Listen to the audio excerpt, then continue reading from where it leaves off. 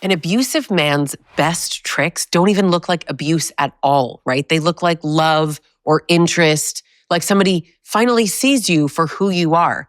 And that's how he gets you, because he knows that if you saw him clearly, you would never choose him, right? You'd run. The truth is, by the time you realize that something's wrong, he's already in your head, in your heart, and basically rewriting the story of what love even means. So let's expose it. The tricks that abusive men use to hook women who never saw it coming. My name is Lisa Sonni. I'm a toxic and abusive relationship expert, and I teach women how to recognize manipulation and rebuild themselves after it. Subscribe if you are done being fooled by charm and confusion and all the little emotional crumbs that he disguises as love. Before we even start, here's what most people just don't understand.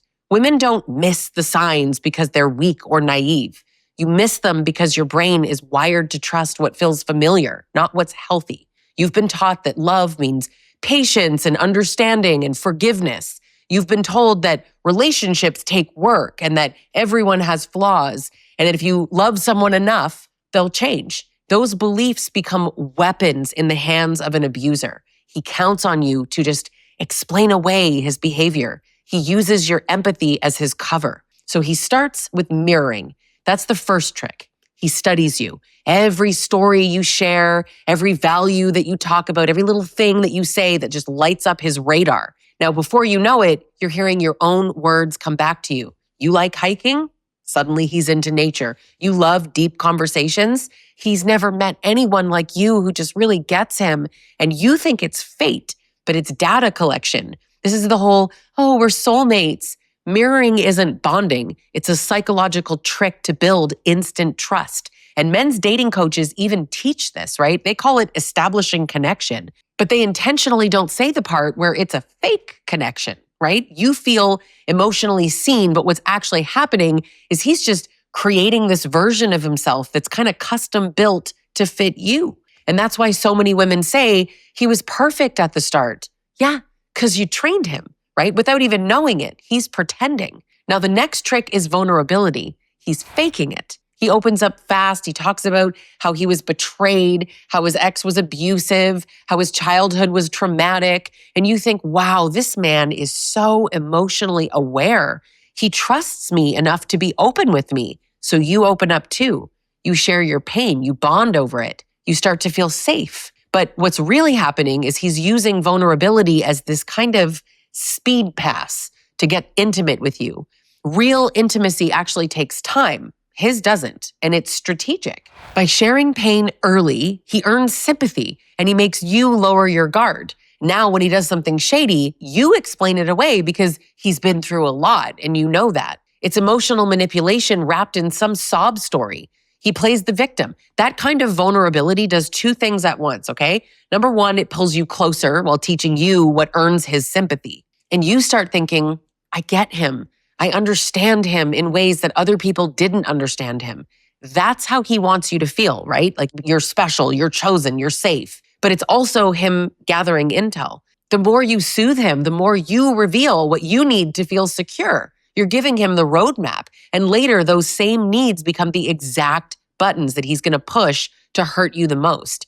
What most women don't realize in this moment is that this kind of emotional honesty, major air quotes there, it's not about truth. It's all about the timing. He shares at the start when it hasn't even been earned yet. Real vulnerability actually builds slowly when trust exists on both sides. This version skips that step. And that's how you know that it's performance, not actual intimacy. But here's the really cruel part. He makes you feel guilty for ever doubting him. Once someone's told you about their pain, it honestly feels like heartless to not protect them, right? That's how you end up defending the very person who's destroying you. It's not that you're blind. It's that he's built this whole story that makes empathy feel like loyalty. Maybe you have lived this moment with your guy. It's the night he stayed up with you when you were sick, he made you soup, he rubbed your back, and then 2 days later, he'll call you ungrateful. You hold on to the first moment and you excuse the second because your brain can't hold both versions of him at once. And that's how the cognitive dissonance really starts to form. You keep choosing the version that feels safe, not the one that's real. Now, then he starts future faking, okay? This is trick number 3. You're barely together, and he's already painting a picture of forever. He talks about where you'll live and how many kids you'll have and your dream vacation, the house that you'll build. And you're not just in a relationship, you're in this movie that he's made, he's writing it, and you're the star. He tells you the fantasy, so you invest emotionally, physically, financially, but he never intended to follow through because the future, it's just a tool. It's not an actual promise. Every time you question the relationship, he's going to pull that dream right back out because it works. I thought you wanted to get married, and you do, but he's not actually building that life. He's just using it to keep you chasing it. Consider it like a carrot. Ask yourself if you've ever been on track to actually have this so-called future. Now let's talk about one of the most powerful tricks, which is victim positioning. We know how good they are at that, right? Abusive men love to play the victim, and many truly, truly see themselves as the victim. Now that stems from entitlement, but I don't want to get off topic here. Everything bad that happens in his life, somebody else's fault, right? His ex was crazy, his mom was toxic, his coworkers are jealous, the world's out to get him. And you, with your empathy, you think, poor guy, right? Nobody's ever been there for him. So when he yells or lies or blames you, you minimize it. You rationalize it because he's hurt, right? Being hurt doesn't excuse hurting people. That's what you forget when you're trapped in a cycle like this. His pain is now the justification for his cruelty, and suddenly you're comforting someone who is crushing you. You start apologizing to him for all the pain that he caused you. That's not love. You start managing his moods instead of your own. You stop asking if something is fair, and you only care now about what will keep the peace. And once you're there, he doesn't even need to raise his voice because you're already trained. That victim mindset isn't an act. It is a world view. Research on narcissistic and antisocial traits actually show that people in high entitlement or dominance often experience any form of accountability as persecution. So when you confront him, his brain's not going to register, I hurt her. It registers, she's attacking me. He flips cause and effect automatically. It protects his ego, but then again, it costs you your reality, right? That's why he can do something just wildly awful and then cry about how you made him feel bad. To him, he is the one who has been wronged. And here's where a lot of women get confused.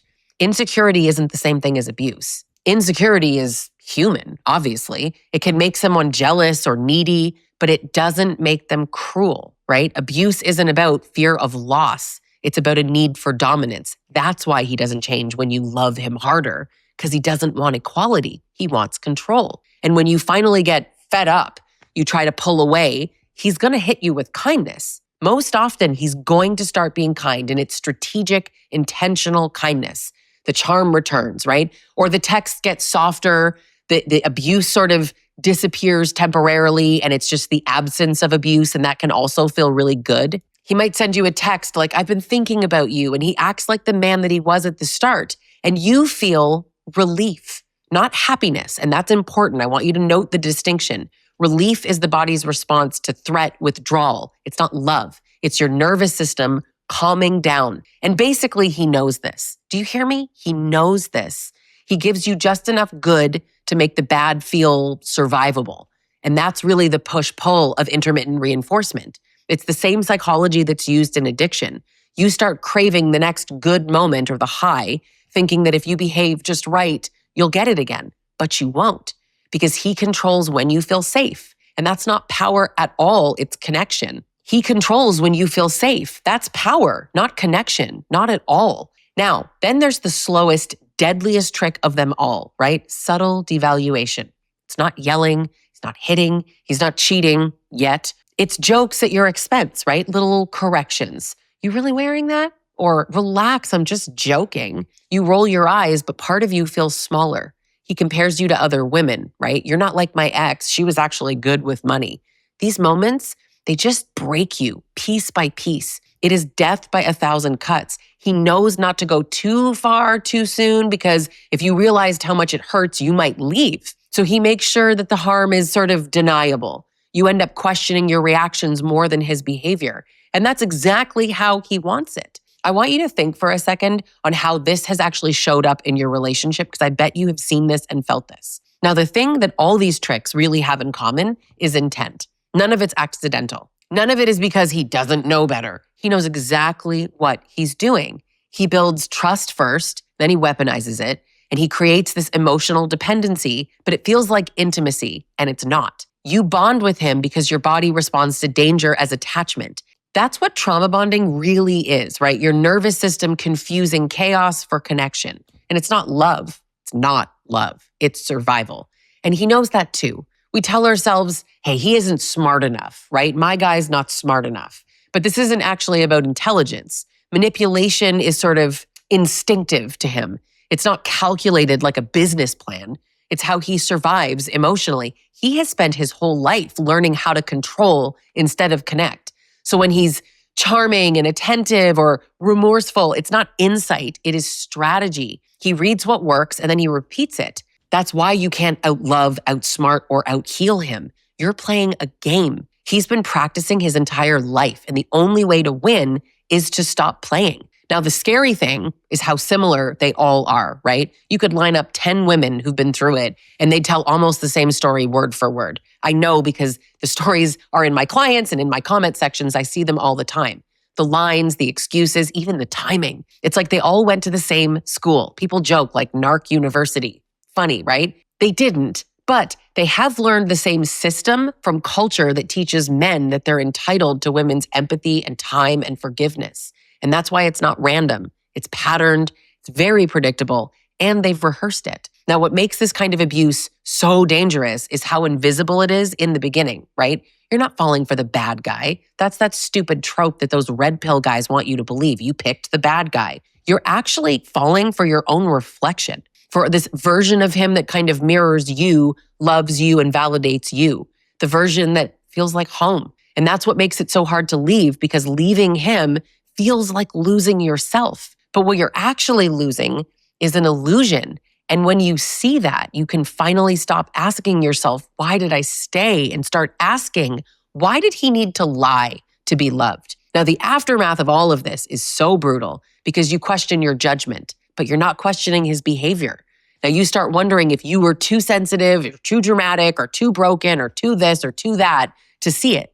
But you weren't blind, you were manipulated. Now, if you're realizing that this wasn't love, it was a strategy, please don't blame yourself for missing it, because this happens all the time. These tricks are literally designed to work on smart and kind and emotionally open women, loyal, agreeable women. The problem isn't that you trusted too easily, it's that he targeted your trust. The same qualities that make you capable of deep love are the ones that men like this exploit. The good news? Once you see the game, it stops working, right? Once you can actually name it, you can spot this in anyone. And that's when you start winning, because the real power isn't in figuring him out. It's in rebuilding yourself so that nobody gets to study you like prey again. You don't need to heal your trust issues. You need to stop trusting men who earn it with tricks instead of truth.